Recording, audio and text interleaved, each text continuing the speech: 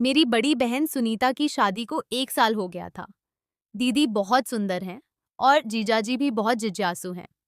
शादी के बाद दीदी हमारे घर बहुत कम आती थीं क्योंकि जीजाजी दीदी के बिना नहीं रह सकते थे। दीदी और जीजाजी एक दूसरे से बहुत प्यार करते हैं और एक दूसरे के बिना नहीं रह सकते। ये बात मुझे उस दिन समझ आई जब दीदी दिवाली पर हमारे घर आईं। दीदी को आए 1 हफ्ता ही हुआ था, लेकिन जीजाजी दिन भर मुझे कई बार फोन करते रहे।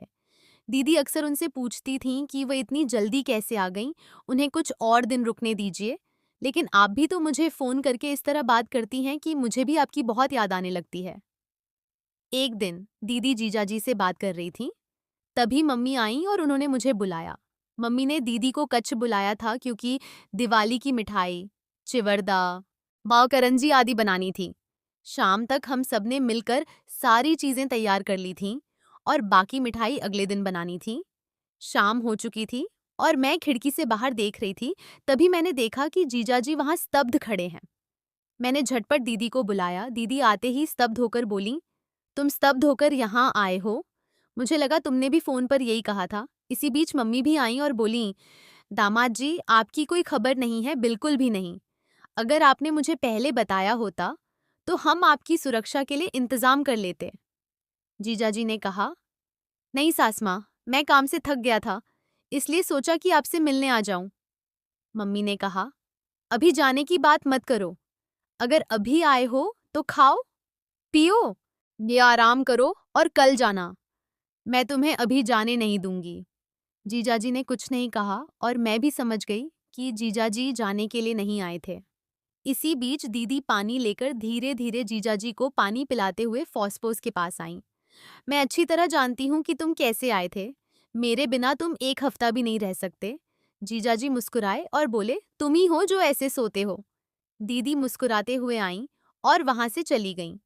थोड़ी देर में खाना पककर तैयार हो गया। फिर हम सबने साथ में खाना खाया और कुछ देर बातें की। मेरी माँ अपने कमरे में सोने चली गई थी, लेकिन मैं, दीदी और जेजू अभी भी सोफे पर बैठकर टीवी देख रहे थे। टीवी पर हम आपके हैं क्यों चल रहा था, जो दीदी और मुझे बहुत पसंद था। थोड़ी देर बाद जेजू अब्बासी को लेकर बोली, बाबा मुझे बहुत नींद आ रही है।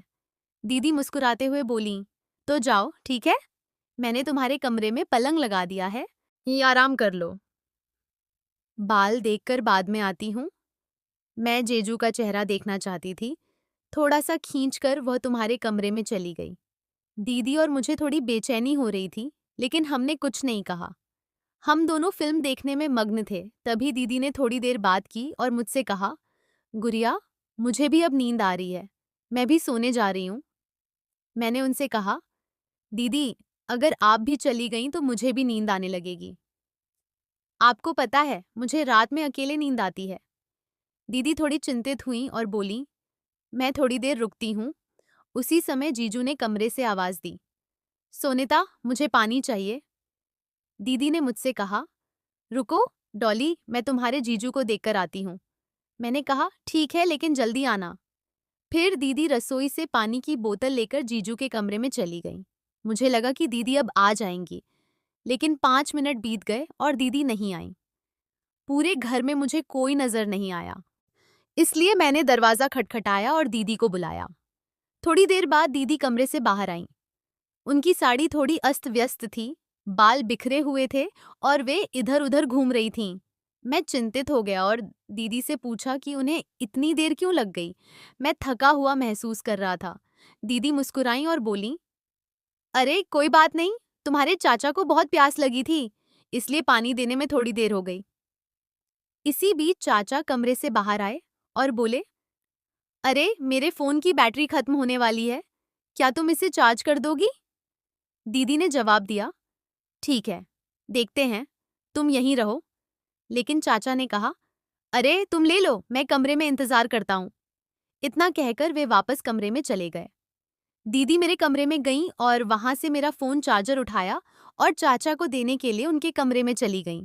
मुझे लगा था कि चार्जर देखकर दीदी जल्दी वापस आ जाएंगी, लेकिन वो थोड़ी देर के लिए चली गईं और दीदी का कोई अता पता नहीं था।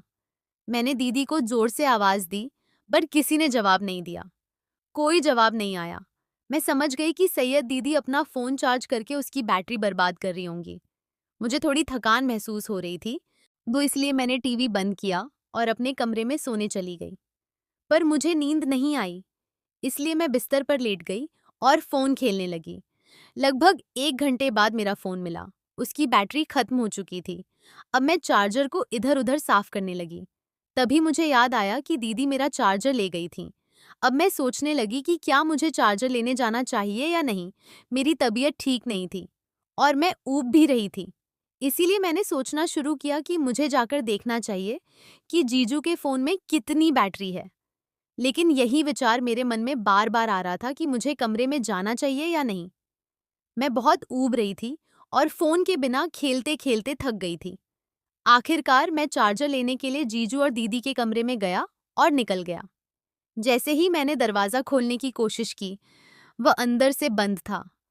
खिड़की भी अंदर से पूरी तरह बंद थी। अंधेरा था, लेकिन कमरे के अंदर से हल्की रोशनी खिड़की से आ रही थी। इसलिए मुझे लगा कि शायद वो सो नहीं रहे होंगे। मैंने दीदी को थोड़ी देर तक आवाज़ दी। पहली बार कोई जवाब नहीं आया, इसलिए मैंने दूसरी बार आवाज़ दी। तब दीदी की आवाज़ आई, "क्या बात है? मुझे क्यों परेशान कर रहे हो?" तब मैंने कहा, "दीदी, मेरे फ़ोन की बैटरी अंदर फंसी हुई है। मेरा फ़ोन बंद है। मुझे इसे चार्ज करना है। अगर जीजू का फ़ोन चार्ज है, तो मुझे चार्जर दे दो।" दीदी ने थोड़ी तनाव भरी आवाज़ में कहा, "अरे, फ़ोन चार्ज नहीं हुआ है। तुम्हारे जीजू के फ़ोन को चार्ज होने में बहुत समय लगता है। चार्जिंग अभी शुरू हुई है। तुम जाकर सो जाओ। मुझ परेशान मत करो।" मैंने कहा, "दीदी, बस मुझे 10 मिनट के लिए चार्जर दे दो। मेरा फ़ोन जल्दी चार्ज हो रहा है।" दीदी ने जवाब दिया, "ठीक है बाबा, मैं ले आती हूँ। आप अपने कमरे में जाइए।" फिर मैं अपने कमरे में गया और दीदी से थोड़ी देर बात की। दीदी चार्जर लेकर आईं और बोलीं, ये रहा चार्जर। अब मुझे परेशान मत कीजिए।" चार्जर लेते ही मेरी नज़र दीदी पर पड़ी। मैंने हैरानी से पूछा, "दीदी, आपने क्या पहना है? ये तो जेजू की हालत है। आप तो पूरी तरह से वहीं थीं।" दीदी बोली, "बैठना बंद करो, मैं जा रही हूँ।" इतना कहकर दीदी कमरे में वापस चली गईं। मैंने चार्जर से अपना फ़ोन चार्ज करना शुरू किया और सिर्फ 15 मिनट में मेरा फ़ोन पूरी तरह चार्ज हो गया। फिर मैंने सोचा, अब चलो वापस चार्जर के पास चलते हैं दीदी। दीदी सो रही हों या न हों, मैं खुद जेजू जाऊंगा। मैं अपना फ़ोन चार्ज पर लगा देती हूँ। मैंने चार्जर लिया और दीदी और जेजू के कमरे में चली गई। इस बार दरवाज़ा थोड़ा खुला हुआ था। शायद जल्दबाजी में मैं उसे बंद करना भूल गई थी। जैसे ही मैंने दरवाज़ा खोला और अंदर कदम रखा, मैंने एक ऐसा दृश्य देखा जो मैंने अपनी ज़िंदगी में कभी नहीं देखा था। मेरी आंखों में आंसू भर आए। ये बहुत बड़ी गलती थी। अंदर आने से पहले मुझे फ़ोन कर लेना चाहिए था। मैं कैसे भूल गई कि ये शादीशुदा जोड़ा है? उन दोनों को देखकर मुझे बहुत शर्मिंदगी हुई, लेकिन दीदी और जीजू को पता ही नहीं चला कि मैं दरवाजे पर खड़ी उन्हें देख रही हूँ। तभी अचानक जीजू की नज़र मुझ पर पड़ी और उसके साथ जो हुआ, उसे जानकर आप इतने हैरान हो जाएंगे कि आपको गहरा सदमा लगेगा। कहानी के अगले भाग के लिए तैयार रहिए। अगर आपको ये पहला भाग पसंद आया, तो कमेंट में हमें इस जोड़े के बारे में बताइए। मैं कहानी के बाकी भाग जल्द ही आपके सामने लिखूंगी। बस एक ही भाग, कृपया इसे लाइक करें और कहानी का अगला भाग आपके लिए लाना मेरा काम है। वीडियो पर 1000 लाइक्स आते ही पार्ट 2 रिलीज कर दिया जाएगा। तब तक आप सभी को प्यार और अपना ख्याल रखना।